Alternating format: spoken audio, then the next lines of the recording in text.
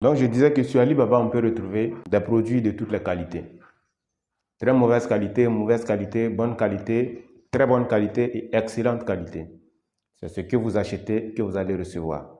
Tu payes pour la moins bonne qualité, on ne pourra pas te livrer la bonne qualité. Tu payes pour la bonne qualité, on te livre la bonne qualité. Maintenant, pour acheter en Chine, on ne va pas se déplacer en Chine. On va passer par une plateforme qu'on appelle Alibaba. Alibaba est une plateforme qu'on va installer. On peut l'installer sur le téléphone, comme on peut aller sur l'ordinateur, sur notre navigateur, on tape alibaba.com pour se connecter à la plateforme.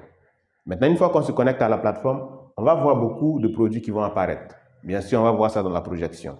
Les produits qui vont apparaître, on a la possibilité de discuter directement avec des fournisseurs de ces produits qui apparaissent là. Mais nous allons chercher le produit qu'on souhaite acheter en faisant deux types de recherches.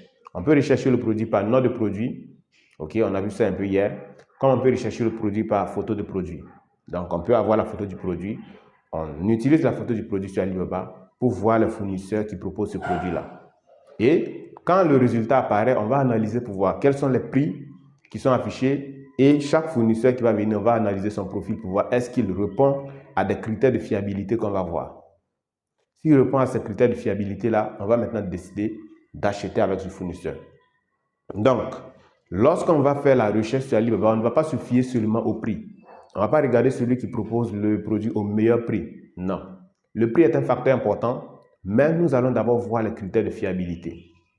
Est-ce que le fournisseur a ça? Est-ce qu'il est ceci? Est-ce qu'il est cela? Ainsi de suite. Si tout est réuni maintenant, on vient maintenant jeter un coup d'œil au prix. Ça veut dire que le prix même peut être le dernier facteur, tout simplement. Et quand tout est bon maintenant, on décide de contacter le fournisseur. Maintenant, quand on contacte le fournisseur, donc on passe par Alibaba, le premier acteur, le fournisseur qu'on va essayer de retrouver naturellement